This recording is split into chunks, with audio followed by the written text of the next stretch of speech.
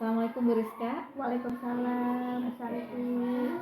Bu Rizka, hari ini kita mau melakukan observasi kelas ya. Bu Rizka ambil mata pelajaran apa? Matematika, Bu. Di kelas berapa Bu Rizka? Di kelas 4A.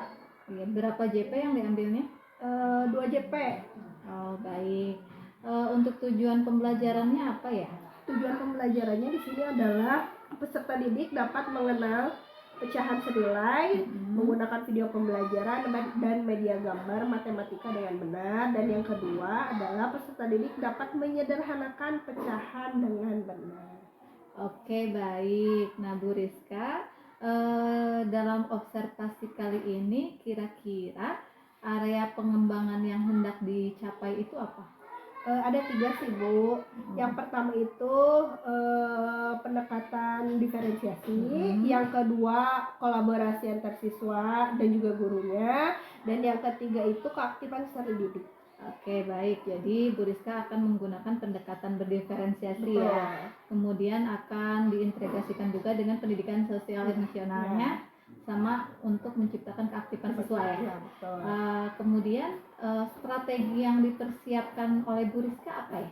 Oke, untuk strateginya saya menggunakan pendekatan TIPEK. Di sini juga pendekatan termasuk dalam pendekatan berdiferensiasi. Dan juga untuk modelnya saya menggunakan PBL, Bu, problem based learning. Baik, berarti tadi ada penggunaan PBL ya. Betul. Terus ada juga pendekatan TIPEK sama pendekatan berdiferensiasi. Betul. Oke, baik Bu Rizka, kalau seperti itu mari kita melakukan observasi kelas hari Rabu ya, berarti observasi kelasnya. Baik. Nanti kita bersama-sama ya untuk melakukan observasi kelas. Terima kasih ya Bu Rizka atas waktunya. Ya, Assalamualaikum. Waalaikumsalam. Bagaimana kabarnya hari ini?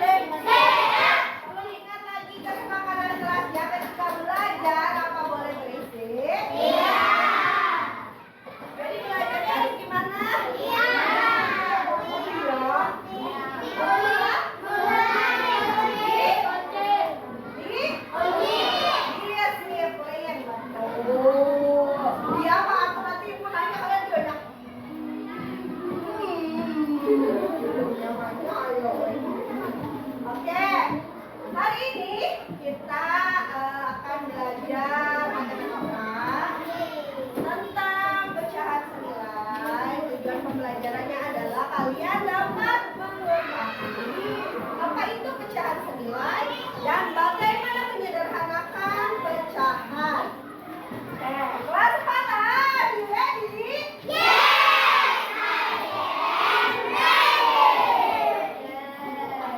Coba ibu mau nanya dulu, pecahan itu apa sih?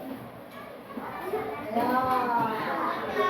Sebelum ini kita udah belajar pecahannya apa. Betul. Kata Hana, ada dalam pecahan itu ada yang disebut apa? Pembilang dan penyebut. Bilangannya dinotasikan dalam A per B.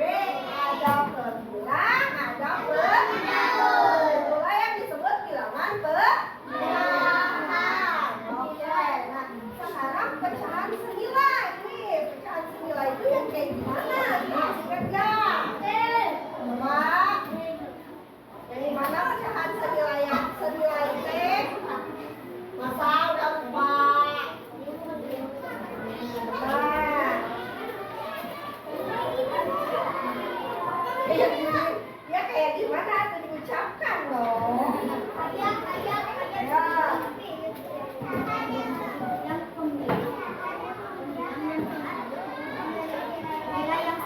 Apa ya? Pecahan yang pembilang dan penyebutnya memiliki nilai yang sama. Dua, tapi nilainya sama aja. Untuk lebih memahami dan juga untuk mengingat-ingat kembali, ibu lihatin ya, ada video. Wah, ya, berapa? Beli dua pizza dengan ukuran sama besar. Pizza yang pertama, Benny membeli dua pizza dengan ukuran sama besar. Lihat, nah. Pizza yang pertama kita sebut pizza A, dan pizza yang kedua kita sebut pizza B. Pizza A dipotong menjadi 10 bagian, dan pizza B dipotong menjadi 2 bagian. Denny memakan pizza A sebanyak 5 potong dan memakan pizza B sebanyak 1 potong. Sekarang bantulah Benny untuk menulis bentuk pecahan dari bagian pizza A dan B yang belum dia makan. Nah, coba. Yang belum Benny makan. Pizza A berapa? 5. Dari berapa? Dari berapa bagian? Bentar ya. Mana dia tuh? Kita tulis langsung gitu ya. Ini sisanya berapa? Dari berapa bagian? Sekarang yang pizza B. Bagian dari berapa? Nah, ya, dari contoh video ini sudah gambar ini, yang ini 5 per 10, yang ini 8. Lihat sisanya, bentuk gambar pizzanya sama atau beda? Sama atau beda? Ya, ini sama-sama semua. Bedanya apa? Bedanya kalau ini mah dipotongnya jadi 5. Kalau yang ini mah jadi 1. Hebat, kita tepuk salut untuk kelas 4. Tepuk salut.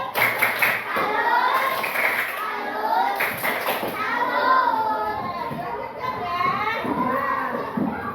Lalu jawablah apakah nilai dari kedua pecahan tersebut sama. Ah, tadi udah. Tuh, udah kejawab. Sama nggak? Kita tersebut dapat dinyatakan dalam gambar seperti berikut ini. Ini gambar pizza A dan ini gambar pizza B. Pizza A yang belum dimakan oleh Benny adalah 5 dari 10 bagian. Bentuk pecahannya menjadi 5 potong.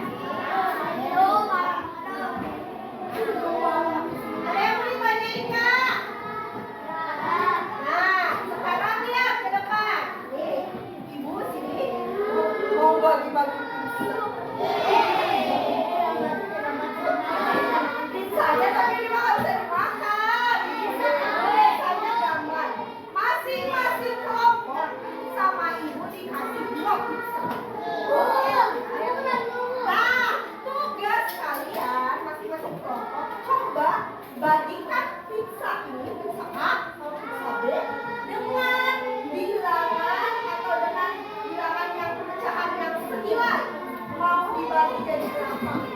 Ngerti nggak? Ngerti nggak?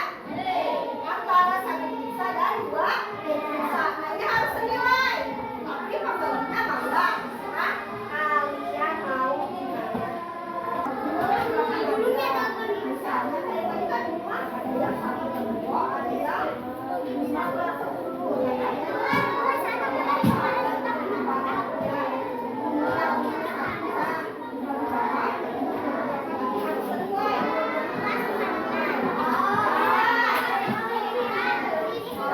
Dinamis aja, namis aja.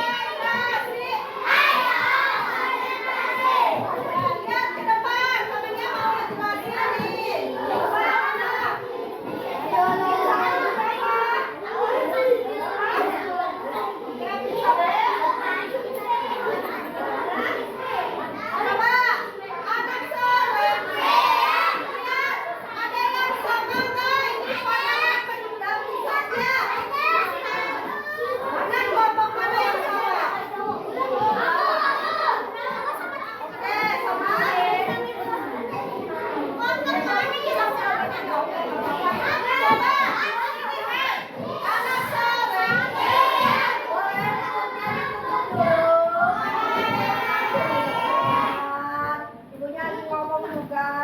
Nanti kan semuanya kebagian ke depan, ya. Oke. Ini kelompok 1 pizzaannya dibagi jadi 4 bagian. Yang dimakan 2. Yang ini pizza B berapa itu? Dipotong 8. Dimakannya berapa? 4. Bener gak menurut kalian? Coba senilai tidak? Mulutnya dikunci. Ingat kesepakatan kelasnya. Atau mau dihukum melanggar kesepakatan kelas. Cara menyederhanakan bilangan dengan membagi pembilang dan menyebut dengan bilangan 3, 5, dan seterusnya, sehingga tidak dapat dibagi lagi oleh bilangan prima yang lain. Coba perhatikan contoh berikut. Cara yang akan disederhanakan adalah 2/4. Langkah-langkahnya seperti ini. Langkah yang pertama, bagilah pembilang dan penyebut dengan bilangan 2, sehingga hasil baginya adalah bilang asli. Kemudian ulangi jika memungkinkan. Jika langkah 1 tidak memungkinkan, bagilah pembilangan penyebut dengan bilangan 3. Dan jika bilangan 3 tidak memungkinkan, bagilah pembilang dan penyebut dengan bilangan 5. Dan untuk pecahan 2/4, bagilah dengan 2. 2 dibagi 2, 1. 4 dibagi 2, 2. Sehingga pecahan 2/4 setelah disederhanakan menjadi 1/2. Kita coba contohnya lagi ya. Contoh yang pertama, pecahan 10/20. Kita akan membagi pecahan ini. Coba kira-kira nih, kalau 10/20 dalam bentuk paling sederhananya kira-kira pembaginya harus dibagi berapa? Hah? Dibagi 10? 10. Tadi ada yang bilang 2, bilang 5, ada yang bilang 10. Coba untuk paling kecil yang hasilnya nilainya paling sederhana. Kita lihat ya. Kalau ini dibagi 10-nya dalam pecahan, ketika membagi harus adil antara pembilang dan pengurus. Oke, kita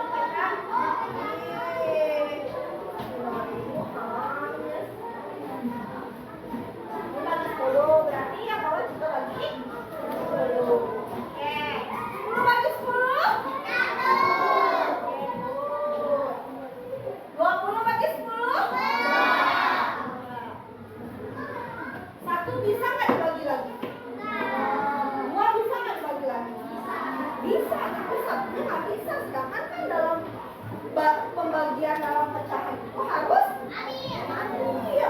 Berarti 10/20 ketika disederhanakan bentuk pecahan paling sederhana itu berapa? 1/2. Tadi ada yang bilang 2 dibagi 2 bisa nggak? Bisa. Tapi kalau dibagi 2 masih bisa dibagi lagi dengan bilangan yang lain nggak? Bisa. Kalau udah langsung dibagi 10 maka ini udah pecahan paling sederhana. Waktu kecil. Ya, sampai sini mengerti nggak? Ya, kita lanjutkan dulu ya videonya.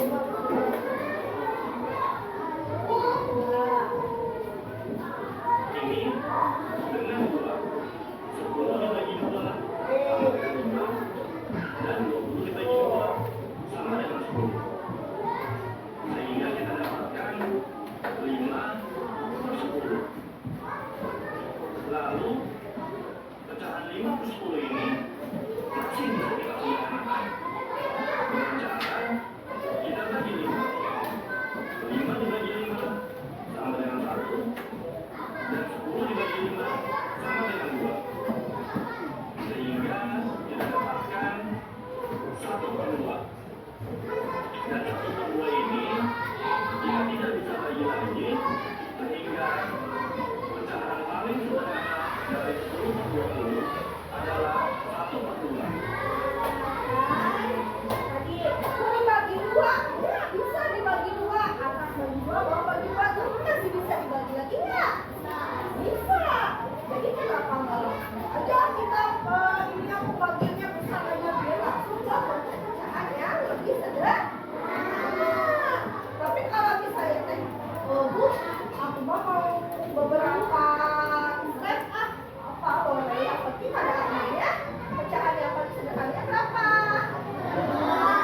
Sampai pembilang dan pengurusnya tidak bisa dibagi lagi.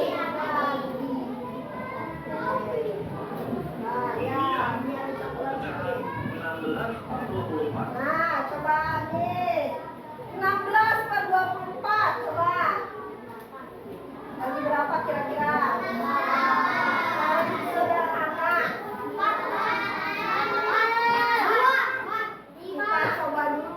Kita coba dulu dari yang terkecil dulu deh. So kayak tadi, kayak caranya beberapa step. Dibagi berapa dulu coba? Bagi 4, oke. Ini bagi 4.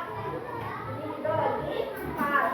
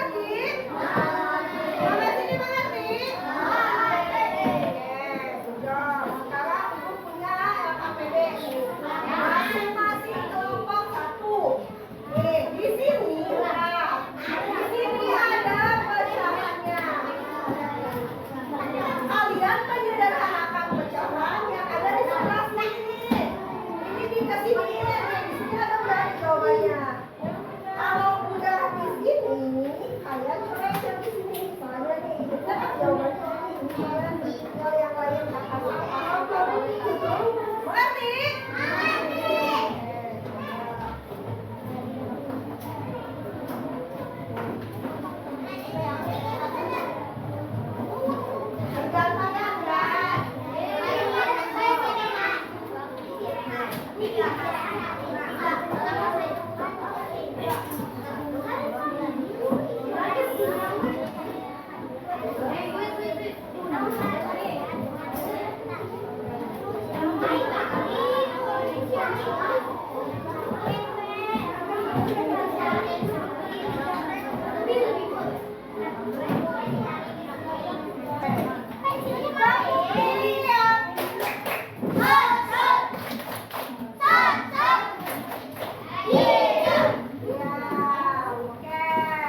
Gimana pembelajaran hari ini seru? Kita refleksi ulang. Tadi kita belajar apa aja?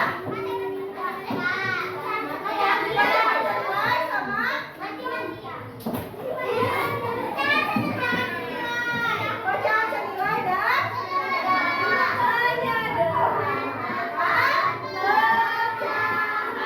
Oke. Disebut pecahan senilai ketika apa?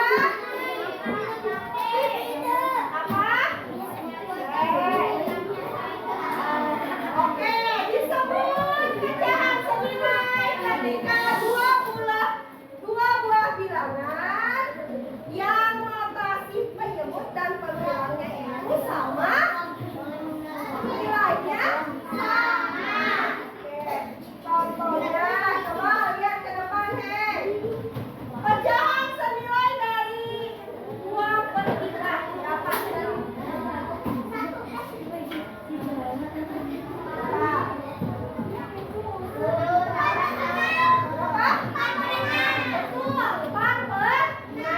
Oke. Lagi, pecahan senilai dari 3/9 berapa coba? 6/18.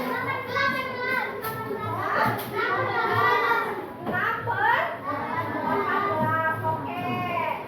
Bentuk paling oke, gue jadi betul ini bentuk. Kita tepuk tangan untuk kita semua. Tepuk salut. Oke, sekarang kita menyederhanakan pecahan. Bentuk paling sederhananya berapa coba?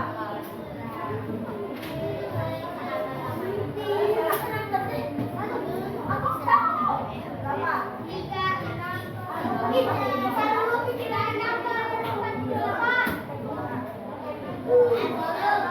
Bentuk paling sederhana. Berapa? Dibagi dulu, boleh dibagi dari bilangan terkecil dulu, boleh. Berapa? Bagi berapa? 2, oke, bagi 2.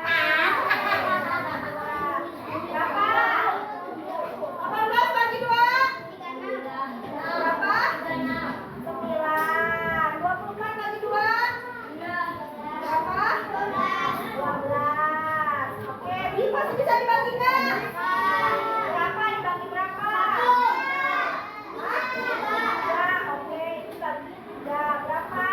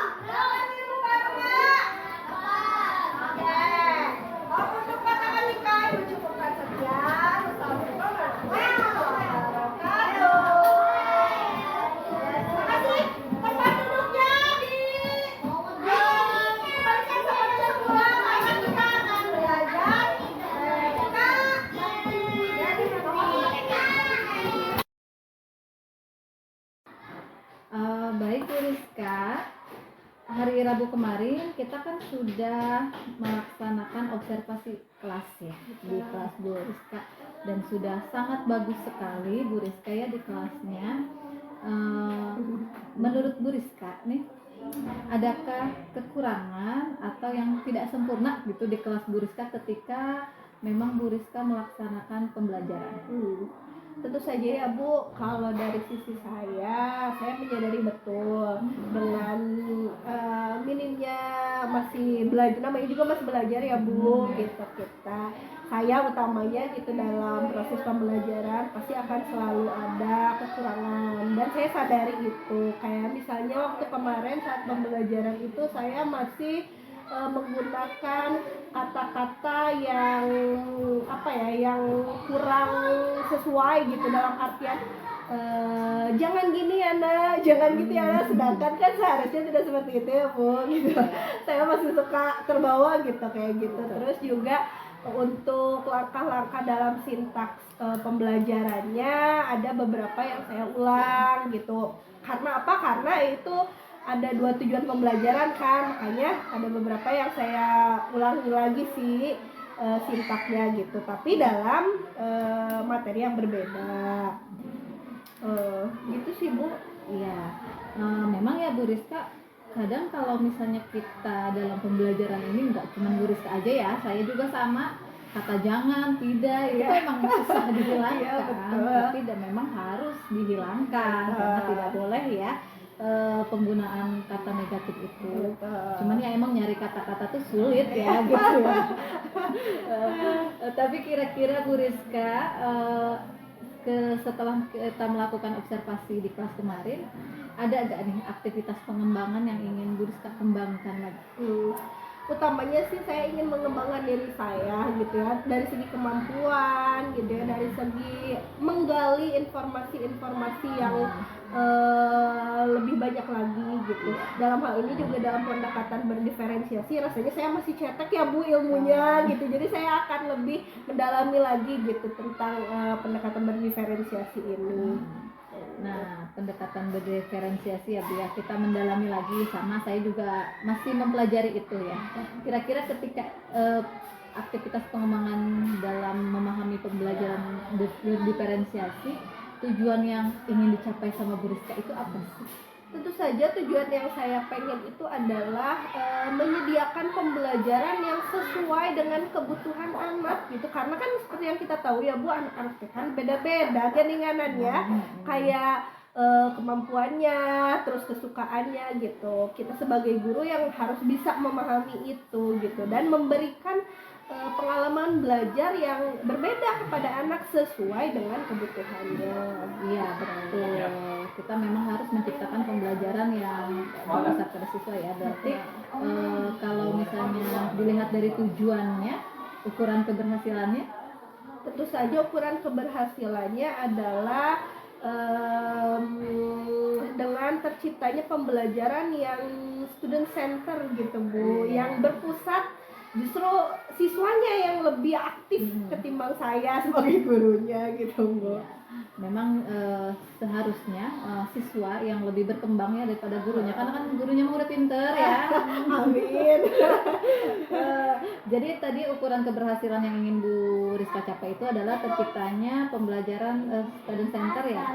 Nah, kira-kira dalam mendukung nih ukuran keberhasilan itu ada yang mendukungnya, faktor pendukungnya apa nih kira-kira Bu Rizka? Tentu saja dengan menyediakan pembelajaran yang bervariatif gitu Bu.